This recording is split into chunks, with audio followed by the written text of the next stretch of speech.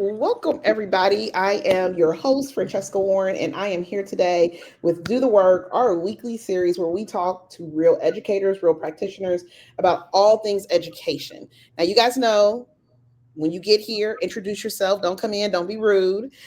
Today, we have Dr. Jonathan E. Collins, and he's going to talk about parent and community engagement in education reform. So, before we get started, Dr. Collins, tell us all about yourself, your research. We're so excited. Well, Francesca, thank you for for the invitation and for having me to be a part of this conversation with you. I've been really looking forward to it, and I hope the listeners you find something valuable from the dialogue that we'll have together. And so I'm, as just mentioned, I'm Jonathan Collins. I'm an assistant professor here at Teachers College, Columbia University. I focus on political science and education. So my academic background is in political science. I have a PhD in political science from UCLA. Shout out to the West Coast. And but I basically use political science approaches to study education, politics, and policy, and how school governance works. And so for me, I've been really fascinated with the puzzle of what's happening at the system level. If you look at a lot of the research on education, a lot of it focuses on how we can get better teaching and instruction, and that's key, and we should continue to do that. But I think if you look at a lot of the problems that we've been having with educational inequality, it seems to be more of a system level problem. It's not just how do we get quality instruction in classrooms. The real question is like, how do we get it at scale and how do we get it equitably? How do we ensure that the kid in the Bronx gets the same quality of education as the kid, at least in the New York context, on the Upper East Side? How does the poorest kid get the same quality of education as the richest kid? And particularly, how do Black and brown kids who enter the system from being historically marginalized, suddenly get a quality education that is going to be not just useful but really emancipatory, right? And for me, that's a system level question, right? How do we design a system that is equipped to do that?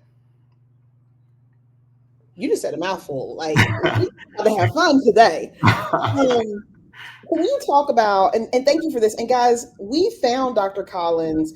Every year we do our top 50 educators, and we have closed the submissions for this year for 2026. And so we're reviewing, we have a committee that's reviewing. And somebody, you don't know this, Dr. Collins, I didn't share this with you.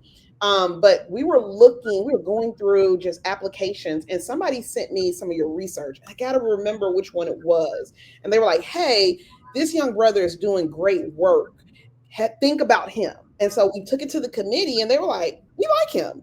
And so that's how you got on the top 50 list. Because sometimes it's about who somebody has read something, somebody wants to share something, and it's easy to get lost in content or research, I'm sorry. And so you don't know you don't know who you don't know. So when you talk about looking at education from a political science lens, that might not be the exact words that you use, but that's kind of what you alluded to. Talk to us about what that means, because that I'm curious about that. So in political science, we mainly study how people respond to political systems. So we study what we call political behavior. So that's what factors will motivate you to vote in an election, what factors shape how you think about certain policy issues or how you form a quote unquote political opinion. So that's one sort of area of research. And then the other is more institutions focused. So we study, what makes an institution democratic? How do you get deeper democratic institutions? What are the sort of barriers between democracy and authoritarianism? And so I take this kind of institutions approach of like, well, what actually makes an institution democratic? How do we sort of think about it from a conceptual standpoint? And then how do we measure it empirically? And I apply it really to school boards and school districts. And so for me, it's interesting in the education landscape because we treat this idea of our school districts as mini democracies. We treat that as settled, as if like, yeah, it's true. But if you actually look at how they function, there's increasingly more concern that our school system is very undemocratic. So I'll ask you, Francesca, what do you think is the typical voter turnout rate in a school board election? So it's interesting you said that because I serve on a school board and I know. Ah!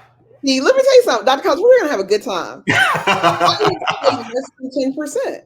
I would say Yeah, less than 10%. And yeah. and I'm saying that, and I think I'm being generous. Am I right or wrong?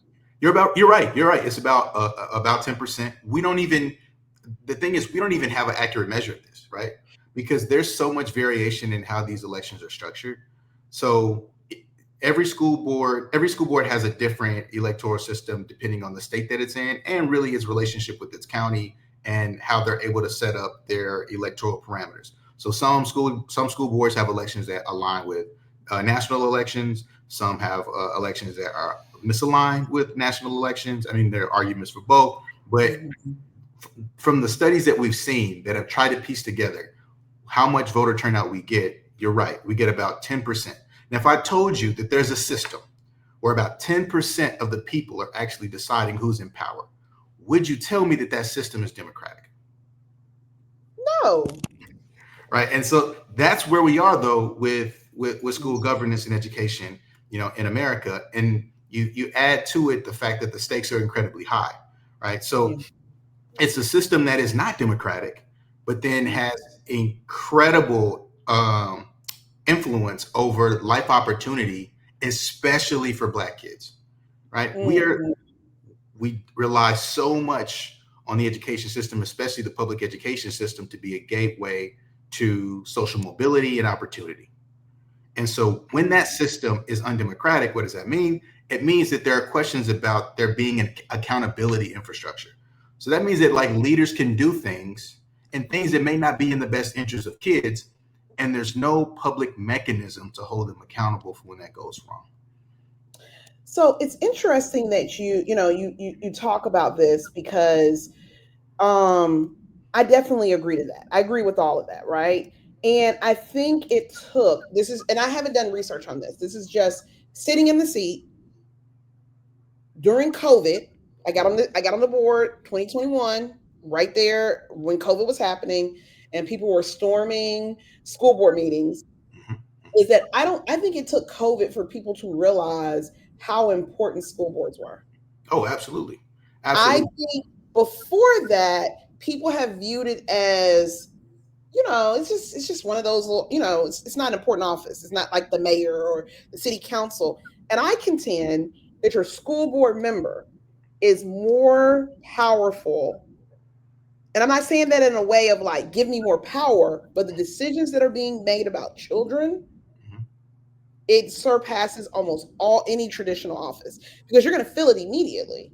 So I love that you talked about, is it democratic? I don't know the mechanism though to get people to understand how important it is because what we've seen since COVID is like Moms for Liberty. Mhm. They targeted school boards. In my own experience, I think they targeted school boards because nobody was watching. And they realized very quickly that if I can control what kids learn, I can control the masses. I don't know if that's true. That's just how I feel. No, no, you're right. I mean, there's a historical precedent for this, right? I mean, Yeah. you go back to that institution that they don't want us to talk about anymore. Go back to slavery. And what was it about slavery that made it so diabolical? American slavery, American chattel slavery, so diabolical, is that not only was there family separation, but you were prevented from learning how to read. You were deprived of the right of access to literacy and numeracy, right? Like if we can control what you learn or keep you from learning, then this allows this institution that is reliant on control in order to uh, continue to execute not only exploitation, but the really sort of complete sort of dominance over a subjugated people, right? Like this started with the denial of education and being very careful about what you can and can't learn. And so you fast forward, and yeah, Moms for Liberty is leveraging the fact that if you can control what happens or doesn't happen in the classroom, well, this creates a pathway to being able to control an entire people. But then there's also been a more modern history of, look, culture issues are what get people fired up, especially white Americans fired up about the education system. One of the biggest movements that we've had around education really was prayer in schools. You know, you know, even since the sort of the country's um, inception is really not the most accurate term, but since the beginning of the country, the questions of separation in church and state have always been main debates here, right? Like the religious influence over schools has continued to be one of the main sort of like forces of debate and contestation. And so anytime you can bring up something cultural about how people live and what people believe in, and you can inject that into conversations around schools, that's when you get more and more people interested. Before all this culture war stuff was going on, you know, the big debates were more about testing and school choice, charter schools, vouchers. It was more about like how do we solve the inequality problem, and now it's turned into, how do we keep you Black kids from learning about Black history? How do we keep transgender students from having basic rights in the school and in the classroom? It's a complete shift, and now you've seen it firsthand sitting in the seat. You're muted. We're 4 years outside of COVID, and I still don't come off mute right.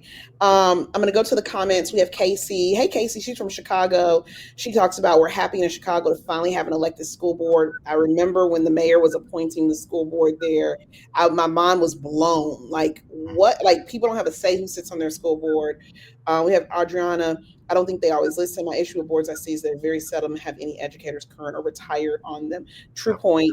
And when I sit and think about that democratic process, I also, one of the things that I've been very intentional about is educating children about what this looks like. Hmm? Children that we are supposed to serve, right? So here's how my decisions impact you. And many times what I have found is that the kids have no clue what a school board member is supposed to do. And I've also seen situations where the school board doesn't look anything like the students they represent. So that's a whole nother caveat, right? I'm sure you have some research about that.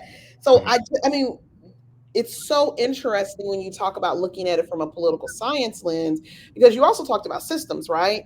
Because a lot of the research now is about what teachers can do in the classrooms. Right. But when you're talking system wide, how do you change? Talk us through like how you got that systems approach. Right. And so, I got really interested in school districts as these mini democracies. But then you have the idea of a school district as a mini democracy. And then you have in juxtaposition, a lot of the things that are being mentioned in the comments. You look at school boards, especially in some of the largest districts in the country, and, there are questions about who's sitting in the seat, how representative they are, both like from a descriptive standpoint and really from an interest standpoint. And so, how can these two things exist simultaneously? There seems to be a need for reconciliation here. And so for me, I wanted to know, all right, well, in my work, what would it look like to really democratize a school district? And so I started pulling in a lot of work from democratic theory. So I started reading, Habermas. I started reading Jamie Mansbridge, a lot of these like democratic theorists who are thinking about democracy as rooted in communication, dialogue, and thinking about what we call deliberative democracy. So democracy is legitimized when there's more routine dialogue between, but it could be between representatives, but you really want a participatory aspect where it's routine dialogue that's happening between leaders and everyday people, and not just putting everyday people in conversation with leaders, but how do you put everyday people in conversation with each other, and that be the soil through which ideas grow, and we can see accountability towards that. And so it's about democracy that is on the terms of everyday people. What we see right now with school districts, especially thinking about these board meetings and how representation works, but especially the board meetings, when parents aren't engaged or involved or they're not attending, we blame the parents. We say they're apathetic, they don't care, they're disinterested, they're disengaged. But we never really take the step back and say, well, wait a minute, what if the institution isn't really designed for them to participate? Like, what's the incentive? If I'm a parent of two kids, especially I'm a single parent of two kids, I work 2 or 3 jobs, and the only time that you offer the opportunity for us to meet is at 6:00 p.m. and it's in person at the school site at the district office that's all the way across town. How am I disengaged if I'm not going to that meeting? Right? Well, why can't we have a method of participation that is more conducive to how I live my everyday life? Because to me, like, that's what a truly democratic institution does. And so in my work, I look at these different innovations of like, what can we do to just like make the process easier for them to participate? And this isn't rocket science. When you make the process of participation easier, more of us participate. And so what does that look like? One experiment I did was just to see how people would respond to seeing a school board that just responded to public comment, right? And so this isn't a huge radical shift in how a school board runs their board meeting. I just found this one district that decided, after public comment, we're going to have another item on the agenda where it's just response to public comment. And it's not one-on-one response, so they're not responding directly to people. They're just responding to the general themes, because you start to do one-to-one response, as you know, for Francesca, you could get yourself in some legal liability issues. So you don't want to do that. But you can't just have people come all the way to the meeting, stand up for a minute, 2 minutes, 3 minutes, pour their hearts out, and then just say to those people, thank you for your comment. Have them go sit down and think that, this was a democratic process. And so what I found is that just literally embedding a response into the board, a space for response into the board meeting, increases their trust in the board and increases the likelihood that they'll attend a meeting in the future. And it also changes the dynamic of the kind of public comment that they will deliver to the board when given an opportunity, right? They become more likely to give what I found to be these more solution-oriented comments, which are good for collaborating and bridge building, just by the simple tweak, right? So again, when we talk about system change, it seems like, oh, this is something that's not necessarily directed to what happens in the classroom. Right. But the idea here is that, well, where are we at our best? Are we at our best when these people who haven't been teachers, who don't go to classrooms and go to the schools every day, are making decisions? Or are we at our best when the people who are both either attending schools and or sending their kids to schools every day are putting their ideas on the table? And I think it's the latter. Yeah. It's interesting you said that, because we have not talked about this beforehand, but I'm a mom of 4, and I am a board member in the system my children go to, right? And I've long said that my last day on the board, bar an election, I will stop seeking the seat when I no longer have kids in the system. Because it's different when your child is in the system, because you want to, I know this probably isn't politically correct, but if you've never had a child in the system, or your children are not currently in the system, and I would even say if you haven't had a child in the system in 4 years, 5 years, things change, especially post-COVID, you don't know the struggles, and it's hard for you to advocate. So I think, as we're talking about this system level changes, and I'm sure that people would challenge it and, say it's not fair and whatnot, but I strongly believe that people who sit on school boards need to have children, foster children, nieces, like somebody they need to have kids in the house, because it's different when you're advocating for somebody who is, all kids are our responsibility, but these are my own personal kids. Right. And is there clear empirical evidence that having some of these characteristics make you a better leader? No, there's not. But at the same time, how are we going to have boards as leaders of systems better equipped to address the more idiosyncratic needs of kids if those folks don't have a working understanding of those idiosyncratic needs? Right? Because here's the rock and hard place that you're between as a board member. So On the one hand, you are charged with, making policy decisions for the district, and some districts, a lot of districts, you're charged with approving the budget for the district, and you're over the personnel decisions, hiring, firing, teachers, the superintendent, and people from the main sort of bureaucratic staff.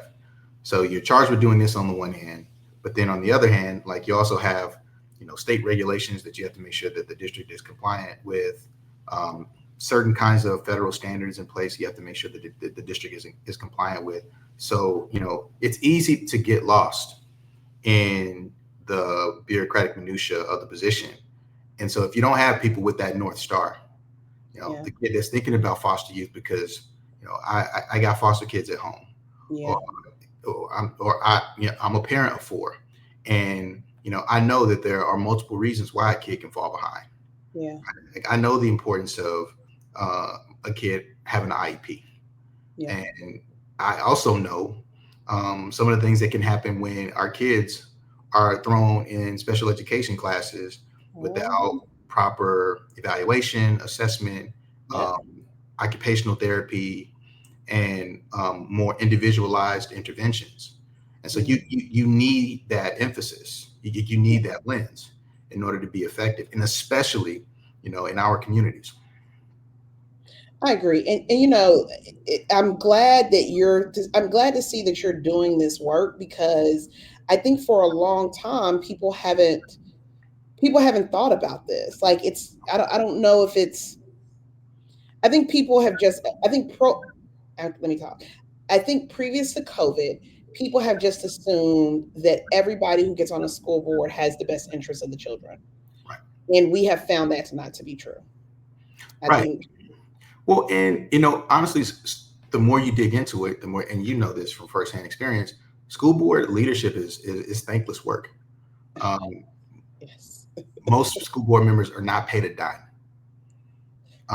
The few that are receiving like supplemental salaries, so not enough to live on, but just an additional chunk of change just to like give some sort of put something in their pocket in exchange for the amount of work that they do. School board members don't get staff most of the time, so there's no support for you to have people to like sort of sift through policy documents and produce policy recommendations for you to then take into the meetings. You're pretty much a solo. Each board member is kind of a solo act, and so we ask so much of school board members already that, okay, how fair is it to expect them to move mountains when they get in the seat? It's like, well, the only reason it's kind of fair is because it matters that much for individual kids. That if the thing that I always like to emphasize, as much as school boards can be frustrating, school board politics can be frustrating. Most school board members, they're in this for the love of the game. Right? They're this is not a job you sign up for until recently for taking over the world and executing some evil plan. You're really doing this because you care. But I think that then we get to the weaknesses of the system, right? The system, as a system, is not structured in a way that makes it, one, easier for school board members to govern more efficiently, and then two, allows them to more easily involve the input of the people who they really need to be in discussion with. Because even before the Moms for Liberty takeover stuff, there were still issues with imbalance at board meetings, where the strongest the people most likely to attend those board meetings tend to be people who are part of organized groups, special interest groups, if you're a part of a union, or a special advocacy group. And it's the utility of said group depends on their mission, right? Like, there are some social advocacy groups that I really like. There are some that I can't stand, and I would be terrified if they had influence on a system that my kid was a part of. Right? But what I do know is that if you can tap into, again, going back to the single mom of 3, if you can tap into the working class family, if you can tap into the you know, the church minister, if you can tap into folks working at the post office who really want their kids to get a good quality education, but they're busy and they're tired, if you can tap into them, then you get a system that is better designed to suit their needs instead of what we have right now, which is a system that's designed to either satisfy the goals of special interest groups, which may or may not align with what kids want, or we have a system that's designed to feed into a lot of relationships that are established sometimes by board members, superintendents, and representatives. You have contracts that districts have with providers that are not really in the interest of kids at all. You know, it's back scratching. And you know, there's millions and millions of dollars being made on the backs of our kids. You know, and I think a part of that is because of the lack of a democratic infrastructure to prevent that kind of thing from happening. It's interesting. I don't know if you've looked at this case. There was a case a couple of months ago, maybe end of last year. It was in Memphis City Schools, Shelby County Schools in Memphis, Tennessee. Did you see that with Dr. Marie Fagans? Yeah. So in another lifetime, I taught in Memphis City Schools. Really? Yeah, I'm from Jackson. Huh? I'm from Jackson, Tennessee, about an hour up the road. Oh my God, my family's from Jackson. We got to talk offline. We'll talk offline. And I watched it, and I hadn't watched politics in Memphis in a long time. I no longer live in Tennessee, and I watched it, and I was astounded by the number of parents who traditionally, as a teacher in Memphis City Schools, very high poverty, almost, I don't know the numbers, but I'm sure over 85% Black and brown children, impoverished in the city core, and it was very hard for us to get parents to engage in the way we wanted them to engage. They engage, but the way we wanted them to engage. So to see parents actively engaged in the process, telling the school board, we do not want this. And I was floored. I was like, oh, this is what it's about. And so I watched it, and what were your thoughts on that? I mean, I have my thoughts, but what were your thoughts? Did you watch the whole process? I followed it. To me, I wasn't surprised because it reinforces something that I find in the literature and in my own work. And it's that despite the misconception, there is no evidence that Black people participate in local politics and school politics at lower rates than white people. There's no evidence whatsoever. So like, I hear this all the time in my classes. There's always going to be students who mentioned that this disparity between Black people and white people when it comes to political participation, or we know that maybe this is happening because low income Black and brown people are less likely to participate. People spit this as if it's fact, and if you look at, and I've been going through to do that, I actually have a paper I'm working on about this, where I'm going back and looking at the statistical estimations from all of the papers that I can find written over the last 20 plus years that try to statistically model this. What are the strongest predictors of voting in a school board election or a local election? And I have yet to find a single paper where identifying as Black made you less likely to vote in one of these elections, less likely to be involved politically. There's no evidence to that. There's some evidence that folks of lower income households are less participatory, yes. But if you account for class differences, Black people are just as much, if not more likely to participate. And so what I saw in Memphis, it's Black city. It was awkward because they were running out of town, a Black woman superintendent, I believe, who, yes, people didn't like the way that she had gone about some things, but then on the other hand, there was some evidence that she'd been quite effective. And Memphis is a district that they've been through a lot. It's a district where they've been playing for years hide and go seek with white folks. I mean, this is, if you want to see one of the most egregious and aggressive episodes of white flight in an American city, of white folks leaving the city specifically to get rid of to get away from the schools, Memphis, Tennessee is the perfect example there. They had to sue the state to force the construction of the Memphis Shelby County school system because white people were just willing to live as far as they possibly could away from Central City to keep from sending their kids Yep. to the Memphis City Schools with Black kids. And so it's a district that's been through a lot. It And has so, in the city too. Yes. in the city. And so to see that was, one, inspiring. Although I wasn't, I'm still conflicted about how I feel about the criticisms of the superintendent, but it was empowering to see that level of engagement, but not surprising. Because again, like I said, statistically, no evidence. I want to emphasize this because I hear people say this all the time. There is no evidence that Black people do not participate in local politics. Yeah. And I would even contend that because there's no evidence. And currently we are in the metro Atlanta area. Mm-hmm. And I would contend, I have a group that I'm a board member of where it is Parents for Education, right? And it is 99% Black. And those parents are very vocal about what they want and what they expect. So I agree with that. I watched it, and I think the criticism of the superintendent may have been, it may have been, I don't want to say warranted. It's okay for everyone not to like how the superintendent brings about change. But I've been a teacher in Memphis City Schools before it was Shelby County Schools. I was a legacy teacher. And I can tell you that 17, 18, 19 years ago, some of the same issues are still happening. So if you don't, if Insanity's doing the same thing over and expecting different results, right? So I was okay with the changes she was making. Again, I don't live there. I'm just watching the board meetings, reading, talking to people who are currently there.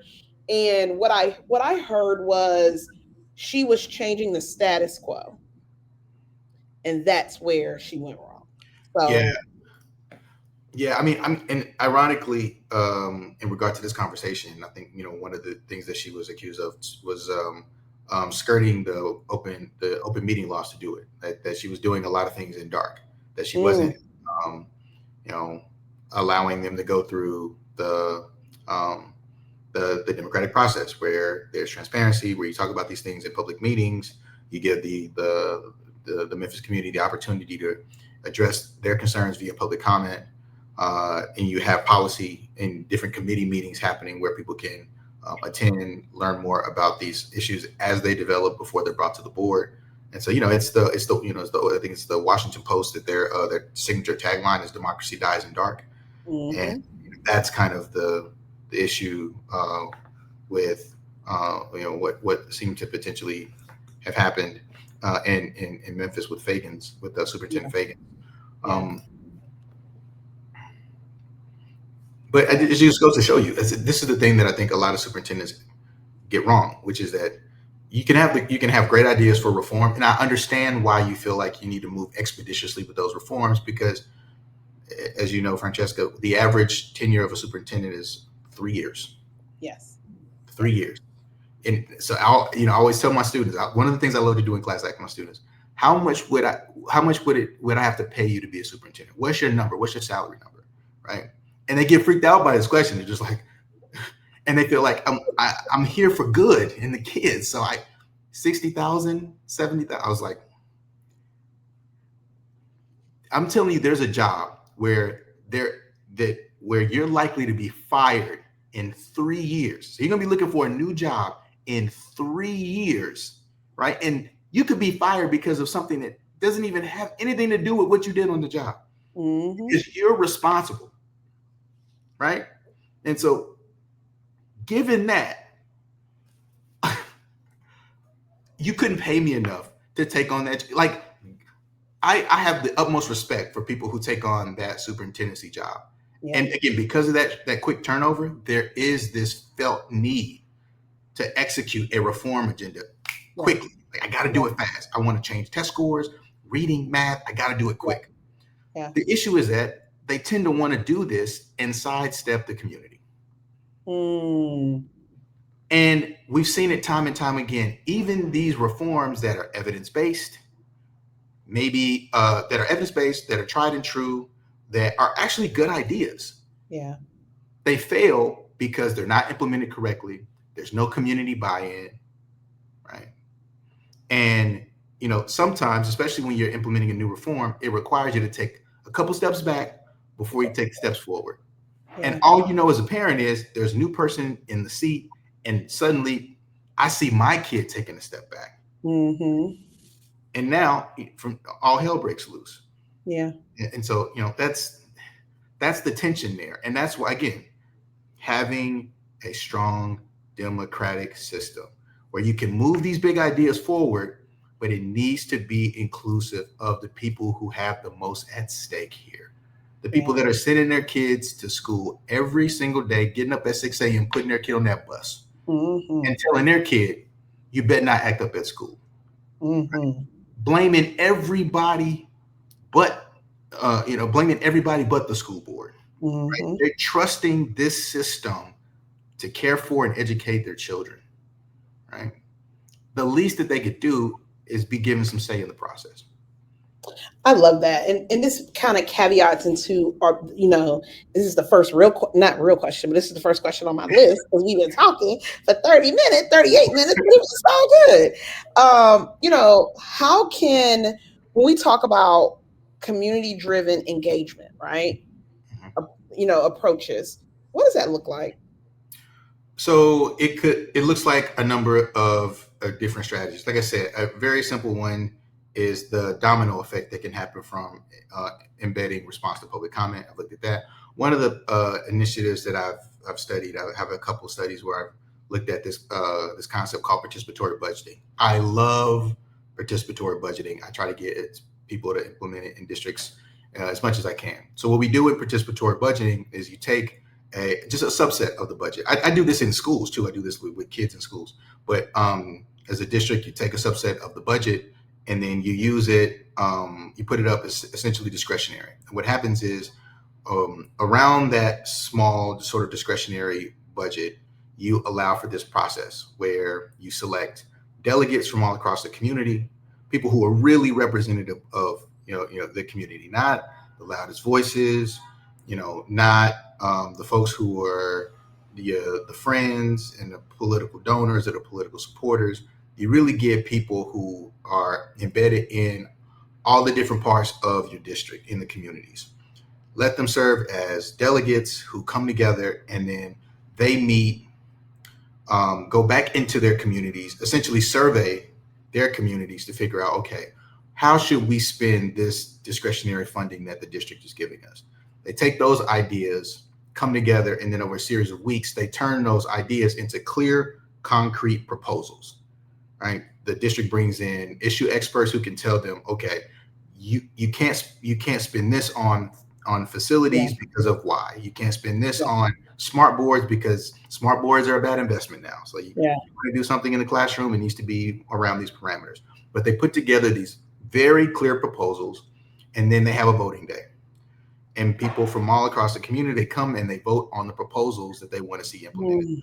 The proposals that get the most votes, those actually get funded by the district, and it becomes this sort of celebratory thing. And so what I find in the participatory budgeting studies is that people who are exposed to this process, it deepens trust in your district. So the participatory budgeting itself started in the late 1980s in Brazil, when they were moving from a military dictatorship into a democracy. And this new democratic regime had to figure out, how do we restore trust in government when everybody thinks that the government is corrupt? And so participatory budgeting became one of those tools. And so we still find evidence of this now. When it's implemented, people begin to develop higher levels of trust in their school district. The ideas that end up getting funded are more aligned with the public opinion and the sort of community preferences when they go through this process.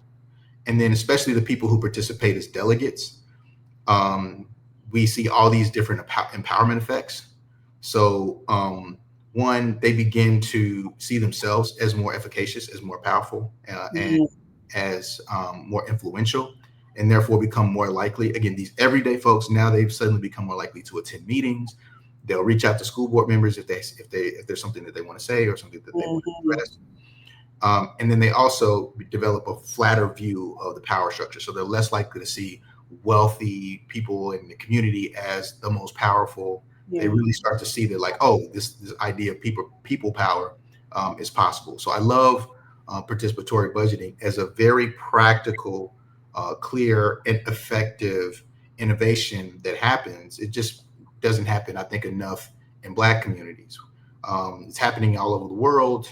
But it's even happening some in the US, but like Arizona, parts of New York, parts of Chicago, parts of California. Yep. Chicago with the local school councils. It's similar. But it has there's some democratic innovation there. It's different, but I would love to talk about the LLCs if we have some time. But yeah, like, I'd love to see this happening more in our communities because I think it's particularly impactful there. Absolutely. And, you know, in our district, we have a version of this. In other districts, whether they're called school governance or local school council, but I still say, how do you get the parents to be a part of it, right? So you still got to have, when I say right, I mean, you still have to have a representative sample. Right. You can't be the loudest parent. That doesn't mean that it's democratic. The loudest parent being on the local school council. You know, when you're talking about this, you know, we're after COVID, and I got to ask this question. Have you found a difference in your research about parent involvement, parent engagement, community engagement post-COVID? I have not found significant differences. So the big question that I get about engagement pre-post COVID is, are we seeing the polarization? So pre-COVID, you know, again, the politics of education was more about the different ideological approaches to solving the inequality problem. I miss those days, right? Like even the people I disagree with politically, we all understood that we were all advocating for approaches to give Black kids, Latinx kids, poor kids a better opportunity at mobility. Right now, some people may think that needs to be achieved through charter schools or private school vouchers, or dismantling the public school system entirely. Some people believe that it's actually through strengthening the public school system, adding more wraparound services, adding more supports for kids, individualized needs. But we agreed on the problem. It was inequality. And you fast forward now, and we don't agree on the problem anymore. I think there's those of us who are still here focused on the inequality problem and saying, hey, especially post-COVID, that inequality problem has gotten worse. And so we really need to be talking about this. Socioeconomic mobility, you know, it's getting worse. The gap between the wealthy and the poor is expanding. The ability for the school system to really support poor kids it's shrinking. We really need to be talking about this. And then there's these people that are talking about transgender kids and bathrooms, and they're talking about the diabolical threat of Black history texts and Toni Morrison books to the psyche of kids, making them feel uncomfortable because of their race. And so with this political backdrop, you would think that you would find more evidence that parents are more polarized, and especially the parents who are participating at board meetings and who are following politics more education politics more closely. I don't find any of that. I find that I don't find much evidence that the more active parents are any more politically polarized than they were, pre-COVID. It's just the media. You get a lot of media coverage around the more polarizing episodes, and I found this too. This is another study. We're going to put up a report about this on our website soon, from a media study, a media content study, where we tracked media study, media stories on school boards for over a year straight. Just every day, we scraped everything that we could find about what the major stories on school boards were, and we found that a large share were these political controversy, culture war issues. So it's overrepresented in the media. And as a result, it gives this perception that parents are incredibly polarized and torn apart by all the culture war stuff.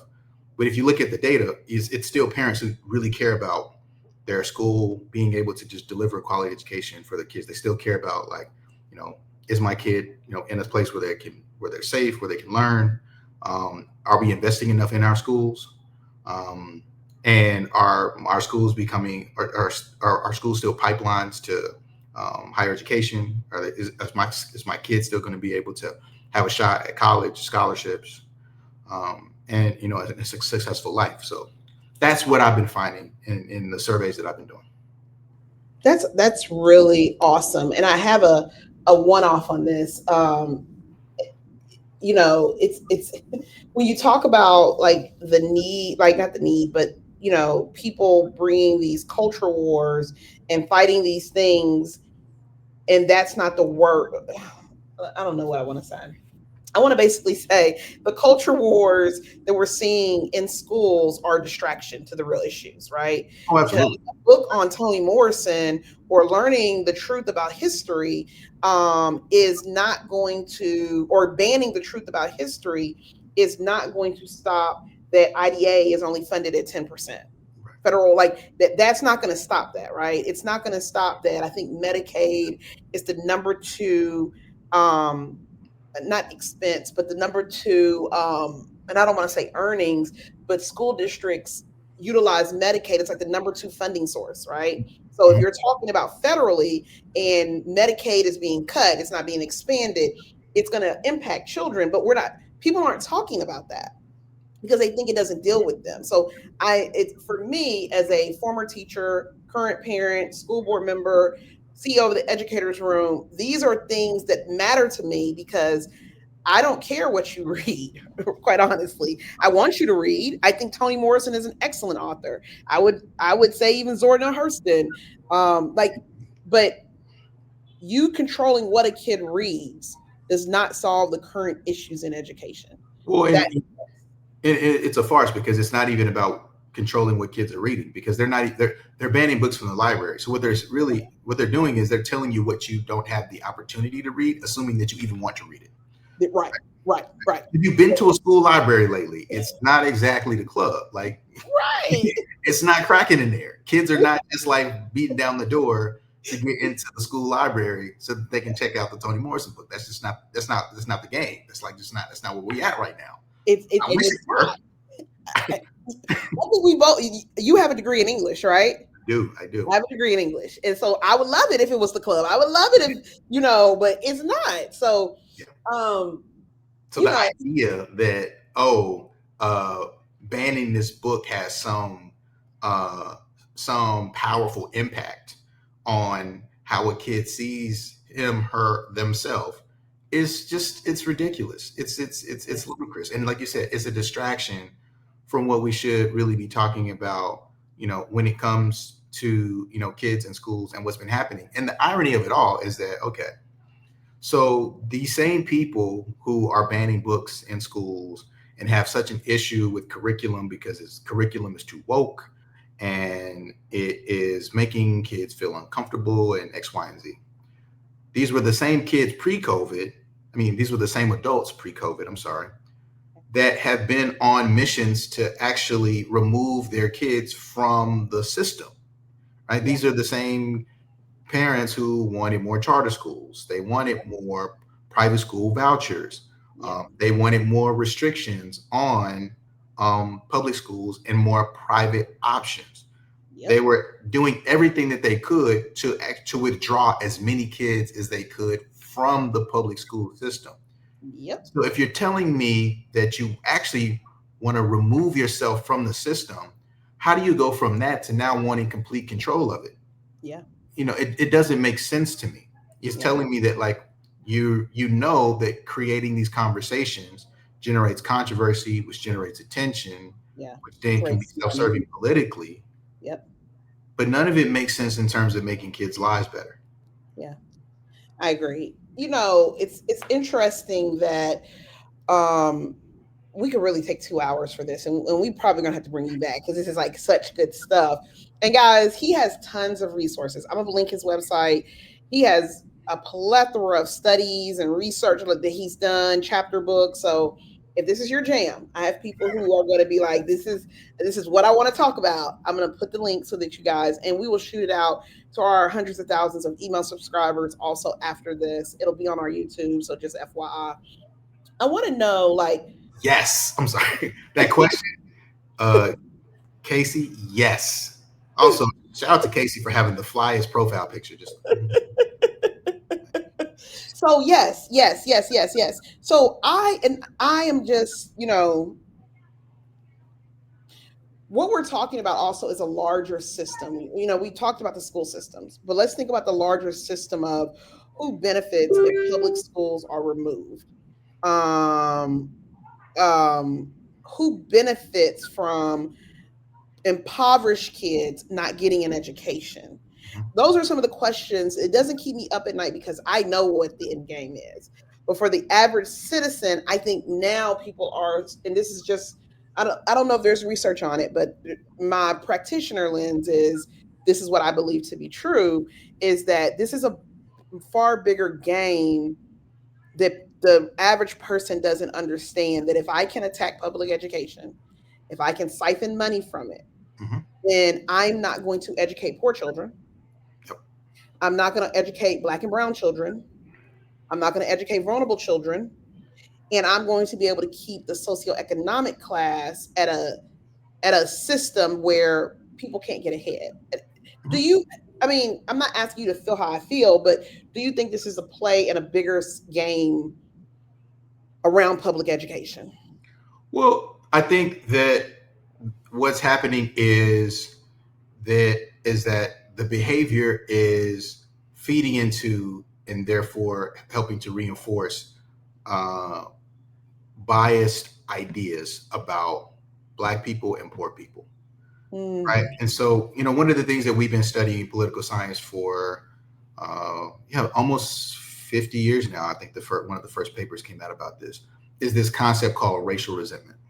And so, racial resentment is this idea that people, especially white people, hold these subconscious biases about Black people that are rooted in um, ideas that Black people are lazy, that they don't have a strong work ethic, and that the Black people are being handed things that they didn't earn, especially by government, and that Black people are culturally inferior. Mm-hmm. And so it's not saying that every white person believes this, but what they did is they created a scale. And there's been a lot of survey design work, some that started on college campuses, but now they've been doing national level surveys on this for years that show that, one, there's pretty wide variation in this. So there are, on average, about 40% of white Americans hold a pretty sturdy level of racial resentment. And that racial resentment is the strongest predictor of opposition to the policies that benefit Black people the most. And so whether that's originally one of the first sources of opposition that racial resentment predicted was forced busing. So you're much more likely to oppose busing in schools if you held strong levels of racial resentment. Now you look at whether it's social welfare programs like TANF. You're more likely to oppose the expansion of those programs if you're high in racial resentment. Again, it's important to note, especially the social welfare programs are not explicitly about race. They're not about race. These are just programs that help poor people. But people who think that Black people are lazy and are culturally devoid they're the ones who are opposing these policies that are designed to help poor people, not Black people, poor people, right? Right. So again, we've been measuring this concept of racial resentment for a very long time. Yeah. And I think what we're seeing right now in schools is just the rearing of the racial resentment. Again, the reason why I started studying schools and education, okay, one, of course, I saw the system level gap, but I love the fact that education was a space where if you wanted to actually solve the problems of inequality, this is where you went. Yeah. Right. Well, I think whether it's when I talk to teachers, we talk to principals, school board members, they are in this, like I said, for the love of the game. They are in this area because they believe we can make a difference here. Yeah. And so, but what we're seeing now is people who hold this level of resentment, feeling like, oh, Black people are getting things they don't deserve, like Black history being taught in schools. Yeah. Like special programs that promote social emotional learning. Again, things that are not explicitly for Black kids even. We don't want those things because of the perception that they do. And so I think, again, it's rooted in racial resentment. And I think it helps to reinforce it. They target it towards a system so that it can reinforce these biases. Because if I already think that Black people are culturally are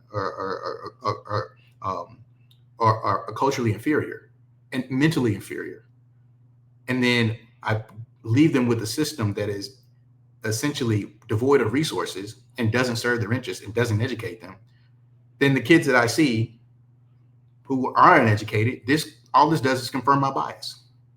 And so I think a lot of that is what's happening, is that there's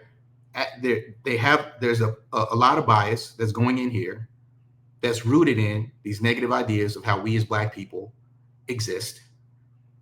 And they target it towards the system to essentially make sure that we see more evidence of the idea that Black people are inferior. So and I think it builds from there, and you can get into social stratification, like you're talking about. You can get into gentrification. You can get into taxing the opportunity grid. But I really think it starts with like folks wanting confirmation of their racist and discriminatory beliefs. One of the things that, this is such a great conversation, because we've talked a little bit about, the intersection of race, class. We've talked about the intersection of, what people's preconceived notions and what's actually happening. And, it makes me think about, you talk about why you got into education. We have about 15 minutes left, and I want to give you time to talk about anything that we didn't cover. What do you think in the next 10 years, what do you think we're going to see? Because I feel like in education, we go through these moments of maybe, I don't know if chaos is the right word, and then we kind of get back on track and everybody has the same vision, right? Like, we want to do better for children. What do you think that, from the federal level down, what do you think we're going to start to see around parent engagement and those things? And maybe not even 10 years, maybe 5. What do you think is coming to us? Well,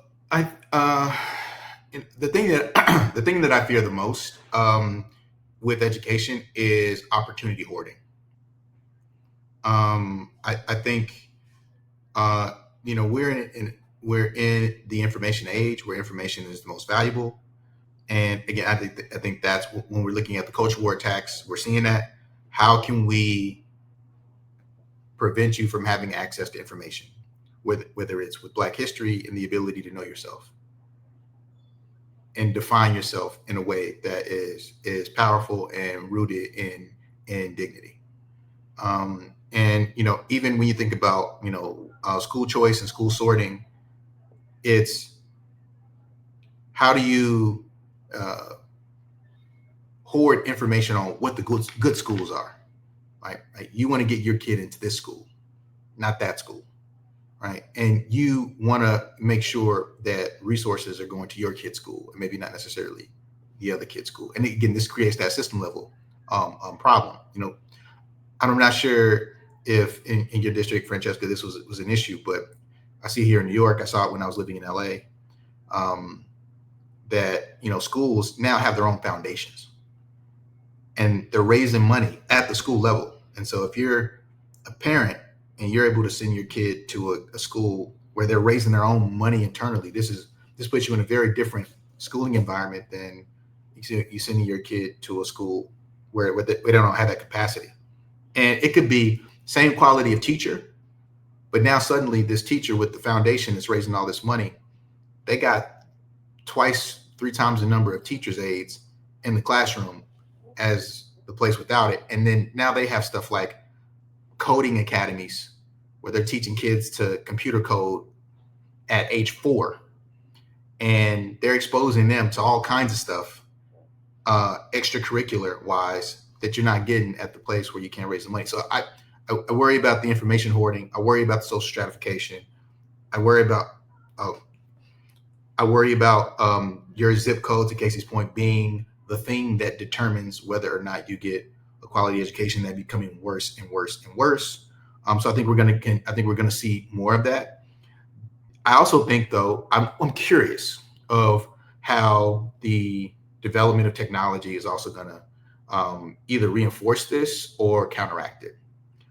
I think there's a lot of optimism around technology, and especially with everything that's happening with AI. I've been doing some tech development stuff myself, actually working on some technological tools to help make parent engagement more efficient and effective and accessible, and incorporating elements of AI. And so I think it can be useful in some ways. But I also, from using AI myself in some ways, to just like get more literate around it, you start to see that it's not like the internet.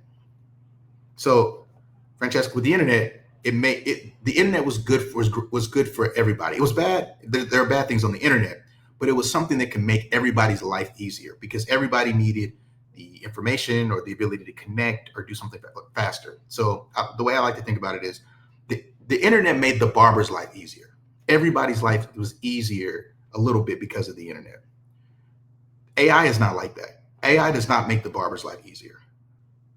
AI makes the investment banker's life easier. AI makes the professor's life easier. AI makes the startup developer life easier. It makes people's lives easier at higher levels of the socioeconomic ladder easier. Professions that rely on, or that can benefit from this essentially artificial productivity enhancement.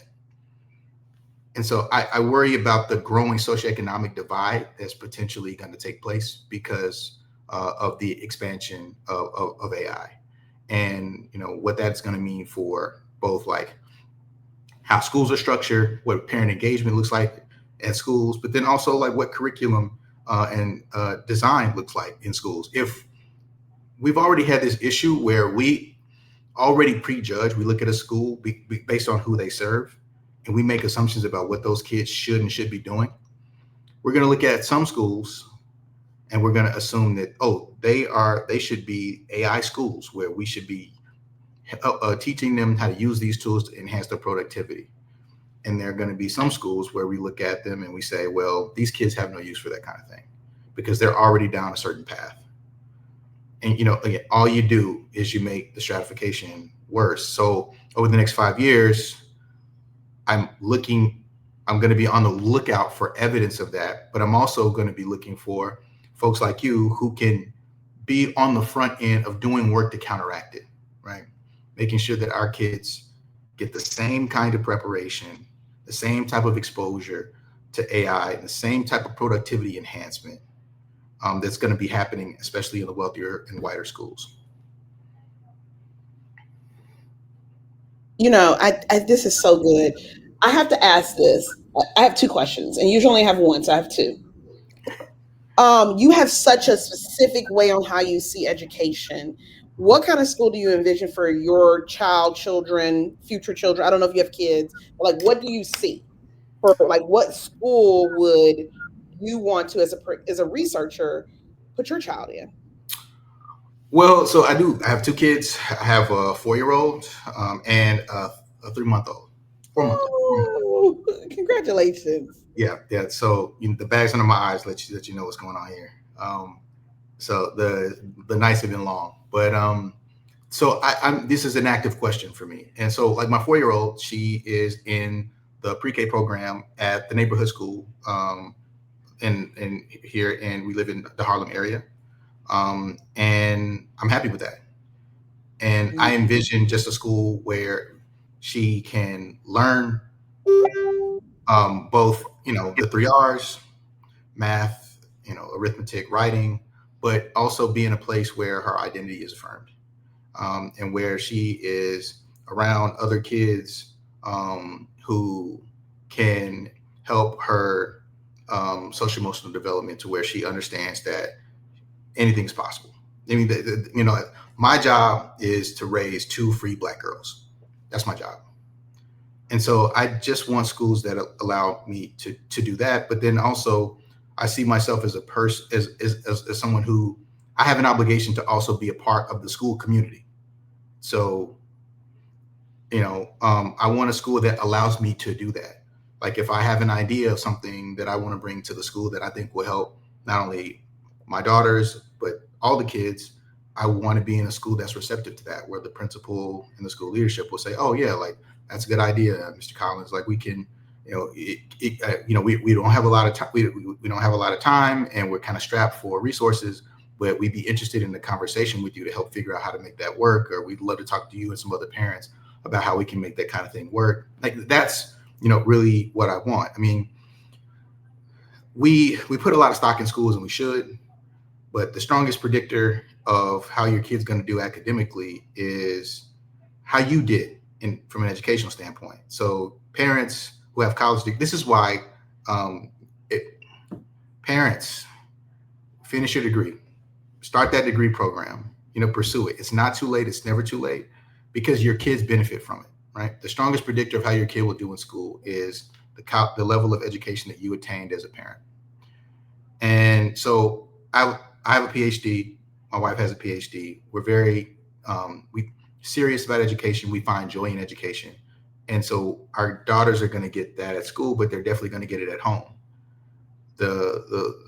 So I worry less about the school from that standpoint. It's really more so about, of course, safety, but is she in a place where she is affirmed and she's given the ability to dream? Because I think with all the test scores and stuff, we've lost sight. We think it's about the proficiency and all that stuff. And yeah, I want my daughters to pass the tests, but like, I want them to feel like, if whatever they want to do, they can do it. They want to be actresses. They want to be ballerinas. They want to be engineers. They want to be, world travelers, whatever they want to be, that they can be it. And the school system is supposed to be, emancipatory. It's not a tool for competition. It's not, I got this grade so that I can do this and therefore be able to compete with other people. It's not about that. It's about this emancipatory experience that opens the aperture for you to understand, okay, I can really do, as cliche as it sounds, anything I put my mind to. That's a mouthful. And I'm telling you right now, we're going to pull that clip and we're going to put that clip on social media.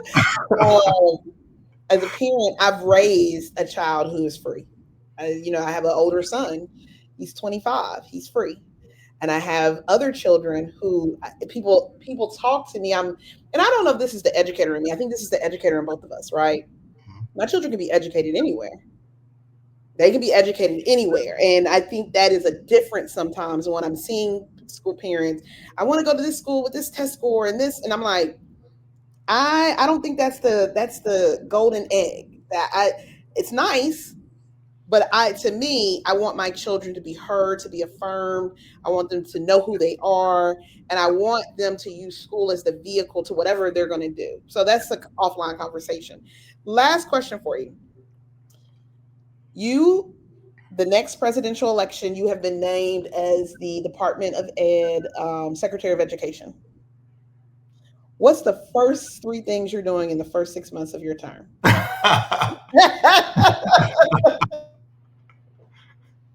Well, so if I were named Secretary of Education, so I would approach it the way I would approach it with my skill set. And so what I see are I think we have data gaps. I think that there's a lot of information that we don't know about school systems that we need to know. And so, like some of these things that seem maybe not as useful, I would try to get more information on them, like school board voter turnout, representation on school boards, um, the what we know, what we can find about public meeting policies in districts, and just try to be able to put together some sense of what relationship exists there, right? So, are these districts that are more transparent, that listen to their communities, that are more engaged? Do we actually see kids do better in those places? Because we don't know. The American education system is founded under the idea that it does. Like, we're kind of assuming, this goes back to John Dewey, Horace Mann. We assume that a more democratic system feeds into a better education system. But because we haven't actually put data to it, that's why there's been all this attack on it. That's why you see these movements to take schools away from public systems, to make schools more privatized, because, well, hey, all we know is we can point to these school districts and say they're bloated with administration. We got failing test scores, and people seem to be unhappy. But there's no comprehensive data infrastructure to let us know whether or not that's true systematically, and what interventions can take place in areas where it's not true. Because this is the thing. I think that there are a lot of school board members, a lot of superintendents, especially pre-COVID, who have been doing really good work, and we never talk about it. We never talk about it. If you're a superintendent and the test scores drop by 3 points, oh, you're going to be on the front page of the news. Or even, but if you're a superintendent and you implement an effective after-school program, or a series of effective after-school programs that maybe they don't raise test scores, but like suddenly kids have something to do after school, and they're happy, and they're having a good time, and they're building strong relationships with each other, that we never talk about that kind of stuff. And so I think, again, creating the data infrastructure for that to happen, I think would be necessary. And then from there, you start to look at policy, different kinds of more policy focused things. Once we can think about creating a better system, what specific policy ideas can we target? Of course, I think we should kind of identify what the literacy expectations need to be for a 2025 moving forward era. What math and science standards need to be moving forward, and especially in ways that, again, go back to emancipation. How can we give kids education opportunities that give them the tools to do whatever they want? Not just making sure that they check a box, that they're proficient in something, but like really care about what happens after they go through the school system. Like, who do they become? What kind of people do they become? Not just what types of jobs do they enter, what type of sectors, what type of people do they become? And so I would be focused on how we could develop policy reforms that do that, what science education needs to look like to do that, what math education needs to look like to do that, what reading education needs to look like, and to that. And then the last thing that I would do is just really spend some time focused on how do we connect better connect the education system to the workforce, and not just pipelines to work, but like pipelines to where kids are identifying markets that they can fit in based on their interest and their passions, and make sure that we support schools in having programs that facilitate that, but then are integrated into core instruction. So if kids see opportunities in music and dance and theater, how do we have more of those programs and integrate those programs into like core instruction, so it doesn't feel like you do these things on the periphery? They're like, actually, there's intrinsic value in doing that. To say that we've enjoyed our time is an understatement. We got to bring you back. Guys, I have put Dr. Collins' work right here. Please, please, please, please, please check him out. Dr. Collins, you got to come and write for the educators room. Like, I see you written for some, like, we got to talk about that because these, I like to call them these micro topics are so important. And sometimes, I know you're a researcher and it might take you months and years to formulate your research, but it's also value in the conversation. There's value in conversations like this. There's values in all the things you talked about tonight, and I think sometimes we hear the negative headlines for education and we get bogged down into it. But there are brilliant minds like yourself who are doing great work. So I just want to say kudos. Thank you for coming on. Thank you for being here. Congrats on the new baby and your little baby. And we appreciate you. Any last words? Anything you didn't get to talk about that you're like, hold up, I got to say this? I mean, the only thing I would say is, one, thank you, Francesca, for having me on. Thank you for the invitation. And to any educators out there, I'm proud of you, and you don't get the praise you deserve. You don't get the support that you deserve all the time, but like you are the backbone of our society, right? Like this works because of the work that you do. The most influential people in my life outside of my parents and people in my family have been my teachers. Right? Like I still remember the names of almost every teacher I've ever had, especially going back elementary school, because they have that profound of an impact. And I'm not alone in that. Like we always remember our teachers, the way that our lens through which we view society often gets shaped by those teachers. We go back in time when we talk to our friends from childhood, and who comes up in those conversations is always the teachers. So I just hope that you understand that you don't. One thing that I don't like about our society is that I get to wear the title of doctor and I get to have the credential of PhD, and that sends a certain signal that gets respected. And I wish we had some kind of distinction for our K through 12 teachers, because they deserve that too. They deserve to be introduced as a distinguished person, as person who makes an incredible intellectual and practical contribution to our society. And so if anything, just know that educators, y'all are it. Y'all really are. All right. We love it. Thank you, Dr. Collins. Guys, join us next Wednesday. We have these conversations. Today's Monday. We have them Mondays or Wednesdays. It's fine, either or. But we have these weekly because we think it's so important for us to get in front of people who are doing the work in different ways in education. And hopefully you learn something. Again, please visit Dr. Collins' website, www.jonathancollins.com.